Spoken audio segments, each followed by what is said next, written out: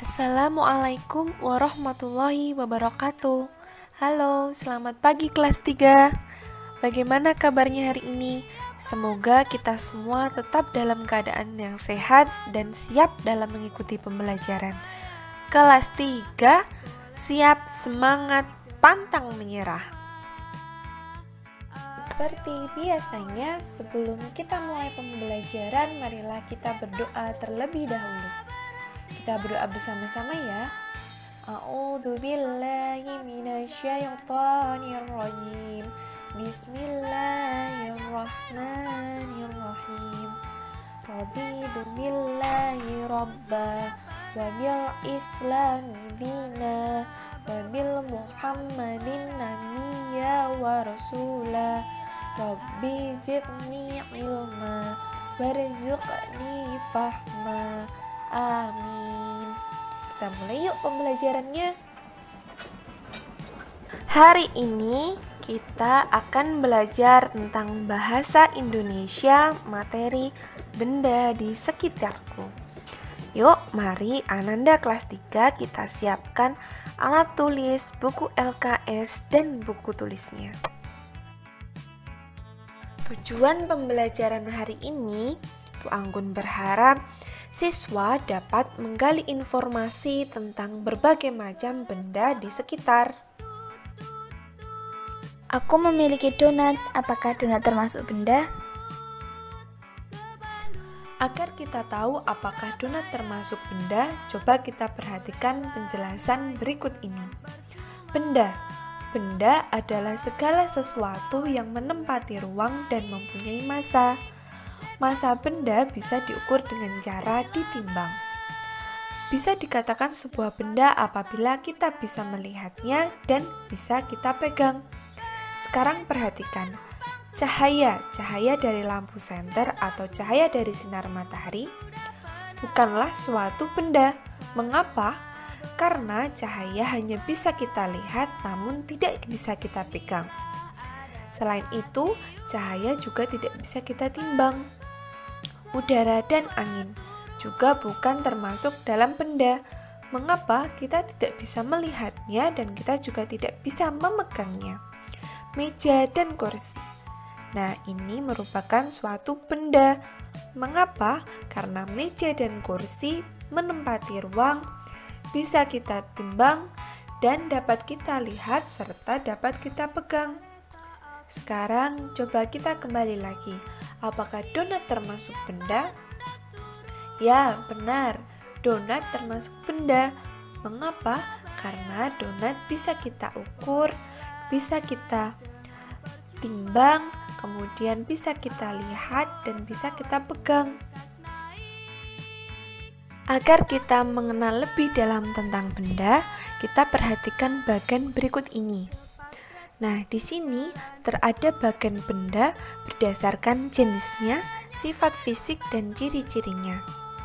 Berdasarkan jenis, benda dibedakan menjadi benda hidup dan benda mati. Berdasarkan sifat fisiknya, benda dibedakan menjadi ukuran, bentuk, warna, dan permukaan benda. Berdasarkan ciri-cirinya, benda memiliki massa dan juga menempati ruang. Jenis benda. Tadi dikatakan bahwa jenis benda ada benda hidup dan juga benda mati. Benda hidup tentu saja yang termasuk dalamnya adalah makhluk hidup. Masih ingat kan makhluk hidup ada siapa saja? Tentu ada hewan, manusia, dan tumbuhan.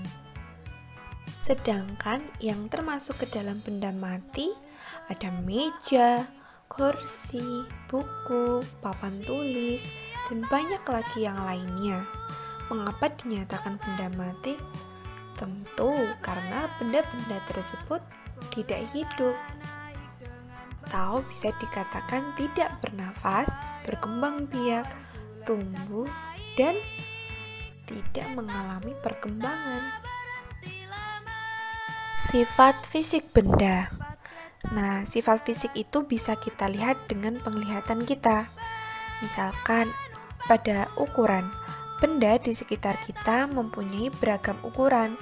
Ada yang panjang, pendek, tinggi, besar, kecil, ada yang lebar, ada yang sempit. Nah, contohnya saja lemari lebih tinggi daripada kursi, buku lebih besar daripada pensil.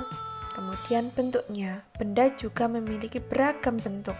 Ada yang berbentuk lingkaran, ada yang berbentuk segitiga seperti papan rambu-rambu lalu lintas. Kemudian warna, benda di sekitar kita mempunyai beragam warna.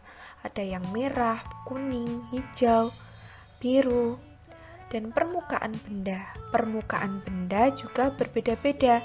Ada yang kasar seperti aspal, ada yang berduri seperti durian, ada yang halus seperti cangkang telur atau kulit telur. Ciri suatu benda. Nah, ini yang sudah sempat dikatakan Bu Anggun tadi. Dapat dikatakan suatu benda apabila benda itu memiliki massa dan menempati ruang. Dari tadi Bu Anggun bilang massa. Saya belum paham, Bu. Nah, anak-anak, massa adalah banyaknya materi yang terkandung dalam suatu benda. Massa sifatnya konstan atau tidak berubah. Nah, sedangkan dapat dikatakan menempati ruang, berarti benda itu bisa ditempatkan dalam suatu ruang atau wadah tertentu. Kemudian dikatakan lagi apabila dinyatakan suatu benda apabila benda itu bisa kita lihat dan bisa kita sentuh atau kita pegang meskipun menggunakan wadah.